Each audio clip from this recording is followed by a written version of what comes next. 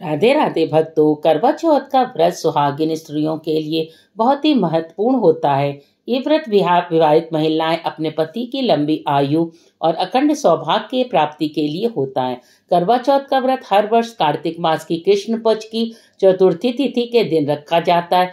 इस साल करवा चौथ का व्रत 20 अक्टूबर 2024 रविवार के दिन रखा जाएगा।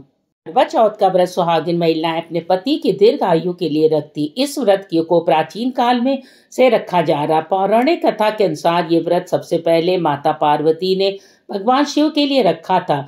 ऐसा माना जाता है कि करवा चौथ के दिन चंद्रमा की पूजा करने का भी विशेष महत्व है, क्योंकि इस दिन चंद्रमा की पूजा करने से घर परिवार में सुख समृद्धि आती है। ये व्रत सबसे कठिन व्रतों में से एक माना जाता है।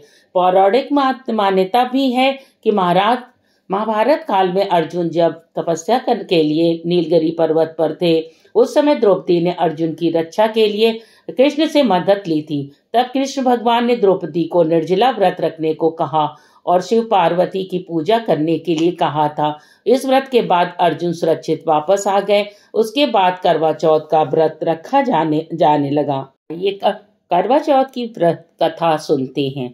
एक साहूकार के 7 लड़के और एक लड़की थी। साहूकार के बेटे अपनी बहन से बहुत प्यार करते थे। साहूकारनी के साथ उसकी बहुओं और बेटी ने चौथ का व्रत रखा था।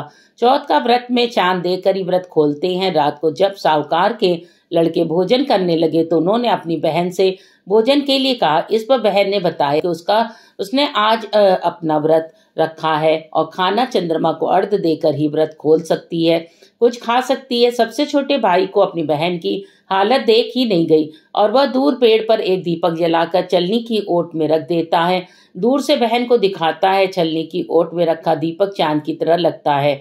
ऐसे में वो ऐसा लगता है कि जैसे चतुर्थी का चांद हो। बहन ने अपनी भाभी से भी कहा, चंद्रमा निकल आया है, व्रत खोलो। लेकिन भाभीियों ने उसकी बात नहीं मानी और व्रत नहीं खोला। बहन को अपने भाइयों की चतुराई समझ नहीं आई और उसे देखकर करवा उसे अर्घ्य देकर खाने का निवाला खा लिया। जैसे वह पतला टुकड़ा मुंह में डालती है, उसे छींक आ जाती है।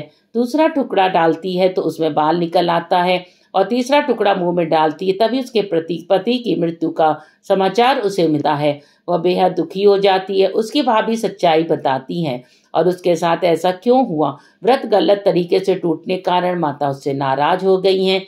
इस पर निश्चय करती है कि वह अपने पति का अंतिम संस्कार नहीं करेगी और अपने सतीत्व से उन्हें पुनर्जीवित दिलाकर रहेगी।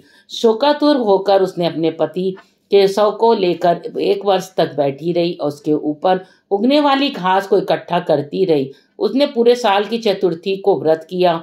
अगले साल कार्तिक कृष्ण चतुर्थी फिर से आने पर उसने पूरे विधि विधान से करवा चौथ व्रत किया। शाम को सुहागिनों से अनुरोध किया कि यम सुई ले लो, पी सुई दे दो, मुझे भी अपनी जैसी सुहागिन बना दो। जिसके फलस्वरूप करवा माता और श्री गणेश जी के आशीर्वाद से उसका पति पुनः जीवित हो गया। जैसे गणपति जी और करवा माता ने उसकी सुनी, वैसे भी हर सभी सुहागिन औरतों की सुने और सुहाग अमर करें। कथा समाप्त होने के बाद गणपति जी और फिर करवा माता की आरती करनी चाहिए। अगर हो सके तो शिव पार्वती जी की भी आरती करनी चाहिए और उसके बाद में सूर्य चंद्रमा को अर्घ्य देकर अपना व्रत को पारण करना चाहिए। सभी बड़ों का आशीर्वाद लेना चाहिए। धन्यवाद। आप सभी अगर हमारे चैनल में नए हैं तो लाइक और सब्सक्राइब कर दीजिए और कमेंट में जय करवा माता लिखना ना भूलें।